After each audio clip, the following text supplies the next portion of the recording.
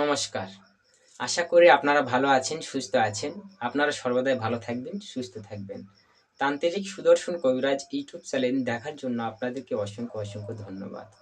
আপনারা যে প্রান্ত থেকে আমার এই ভিডিওটি দেখতেছেন, অবশ্যই শুরু থেকে লাস্ট পর্যন্ত দেখবেন। কারণ টেনে দেখলে কোনো কিছু বুঝতে পারবেন না। আর আমার ইউটিউব চ্যানেলে যদি নতুন এসে থাকেন, তাহলে অবশ্যই কৃপা করে আমার ইউটিউব চ্যানেলটিকে সাবস্ক্রাইব করে আমার পাশে থাকবেন। তো আজকে আপনাদের মাঝে যে বিদ্যা কবচ দিতেছি সেটা হচ্ছে মা সরস্বতীর বিদ্যা কবচ। এই মা সরস্বতীর বিদ্যা কবচ আপনারা যেটা দিব সর্বদাই এটা পরীক্ষিত এবং অনেক কার্যকারী। সামনেই মা সরস্বতীর পূজা আসতেছে, আপনাদের এই মা সরস্বতীর পূজার দিনেই এই তাবিজটি আপনাদেরকে ভরে নিতে হবে।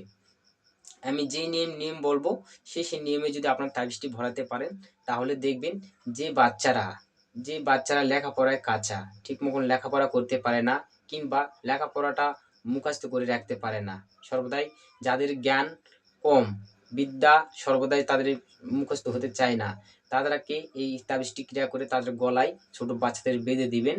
আর যে তান্ত্রিক যেগুলোর লাইনে আছে, যেগুলো তন্ত্রমন্ত্র মুখস্থ করে হতে পারে না বা সর্বদাই অনেক সময় মুখস্থ হতে চায় না, আপনারা যদি এই তাবিজটি করে আপনার ডান বাহুতে যদি ধারণ করতে পারেন, তাহলে অবশ্যই যে কোনো তন্ত্রমন্ত্র আপনারা মুখস্থ করে রাখতে পারবেন এবং মায়া সরস্বতীর কৃপায় সর্বদাই সেই মন্ত্রগুলো পাওয়ারফুলভাবে কার্যকারিতা হবে।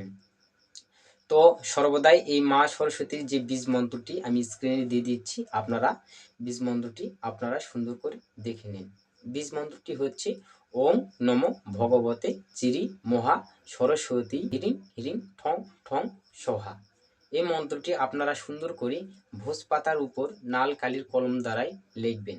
লেখার পরে আপনাদের করতে হবে, এটা মা সরস্বতী পূজার হওয়ার পরে আপনারা এই দ্রব্যগুলো যেগুলো আমি বললাম সেগুলো একটা তাবিজের ঠোং লাগবে, অষ্টধাতুর তাবিজের ঠোং নেবেন, সোনার থেকে বেনে নেবেন কিংবা বাজার থেকে একটা অষ্টধাতুর তাবিজের ঠোং কিনে আনে আপনারা, আর ভোজপত্র কিনে নেবেন, কিনে আনে আপনারা সর্বদাই মা সরস্বতী পূজা হওয়ার পরে মা সরস্বতীর স্থানে বসে আপনাদেরকে এই ক্রিয়াটা করতে হবে।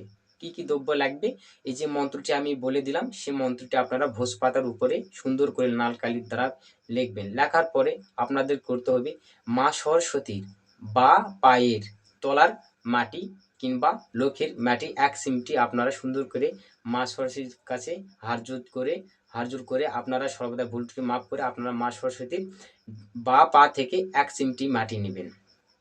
এক চিমটি মাটি আপনার ওই ভোজপত্রের উপর দিবেন। দেওয়ার পরে আপনাদের যেগুলো দিতে হবে, মা সরস্বতী যে স্থানে আছে সেই স্থানের এক চিমটি মাটি ওই যন্ত্র ওই যে ভোজপাতা আছে ভোজপাতার উপর দিবেন।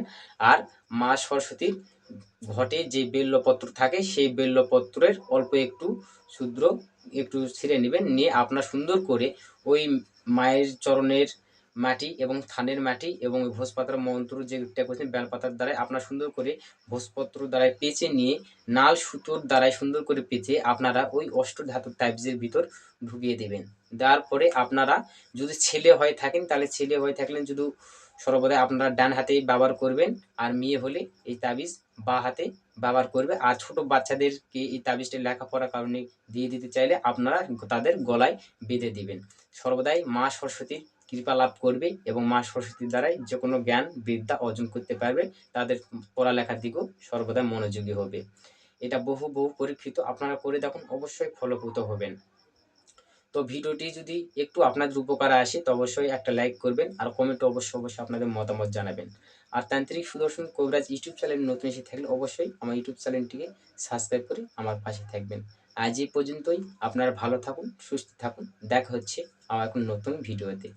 নমস্কার।